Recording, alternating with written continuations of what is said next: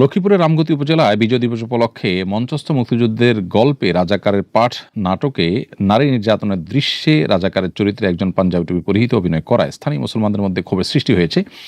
এ ধরনের ঘটনাগুলো কি কেবলই বিচ্ছিন্ন ঘটনা, নাকি কোনো বিশেষ উদ্দেশ্যে পরিকল্পিতভাবে ঘটনা হয়? এই বিষয়ে আপনার মন্তব্য জানতে চাই। এই ধরনের ঘটনা আমাদের দেশে নতুন নয় এবং অনবরত এই ধরনের ঘটনা আমরা দেখতে পাচ্ছি বেশ অনেক বছর থেকে। মূলত ১৯৭১ সালে রাজাকারদের ভূমিকা যারা অবতীর্ণ হয়েছেন, তখনকার যারা জুলুম করেছে, নির্যাতন করেছে, তাদের মুখে দাড়ি, গায়ে পাঞ্জাবি ছিল না। আমরা তখনকার আমলে বিভিন্ন রাজাকারদের যে সমস্ত ছবিগুলো তখনকার মিডিয়ার মারফতে এখন দেখতে পাই, সেগুলোতে পরিষ্কারভাবে দেখা যায় যে তাদের মুখে দাড়ি ছিল না এবং গায়ে পাঞ্জাবি ছিল না।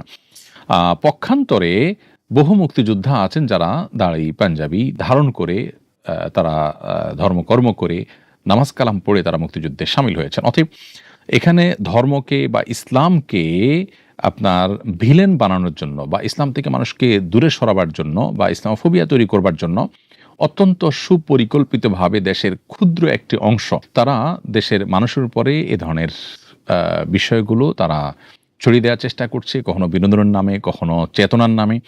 এগুলোর বিরুদ্ধে এদেশের মানুষ বেশ আগে থেকে সোচ্চার হয়েছে। শাহবাগ আন্দোলন, এরপর যে আপনার শাপলা আন্দোলন হলো এবং শাহবাগ যে ব্যর্থ হতে বাধ্য হলো, পলায়ন করতে হলো এবং সেখানে যে নাটক মঞ্চস্থ হলো, সে নাটক গোটা দেশব্যাপী দীর্ঘদিন থেকে মঞ্চস্থ করা হচ্ছে। তারই ধারাবাহিকতা রামগতির ঘটনা ঘটেছে।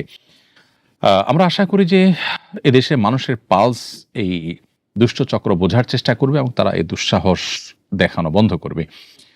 দিনকে সবসময় খারাপভাবে উপস্থাপন করার একটা চেষ্টা, বিশেষ করে নাটক সিনেমার মাধ্যমে, বিভিন্ন অভিনয়ের মাধ্যমে চেষ্টা দীর্ঘদিন থেকে চলমান আছে। এর বিরুদ্ধে আমাদেরকে সোচ্চার হতে হবে এবং প্রতিবাদী হতে হবে।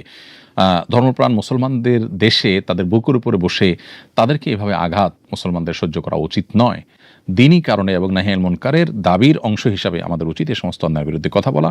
ইতিমধ্যে মানুষ ক্ষোভে ফুঁসে উঠেছে এবং মানুষ প্রতিবাদ জানিয়েছে এবং প্রতিবাদ অব্যাহত রাখতে হবে এবং আরও অর্থবহ প্রতিবাদ করতে হবে, যাতে কোনোভাবেই এ ধরনের ঘটনার পুনরাবৃত্তি না ঘটে। প্রশাসনে যারা আছেন তাদের উচিত দায়িত্বশীল আচরণ করা এবং কোনোভাবে উস্কানি দেওয়ার মতো কাজ কেউ যদি করে তাদেরকে আইনের আওতায় আনা উচিত।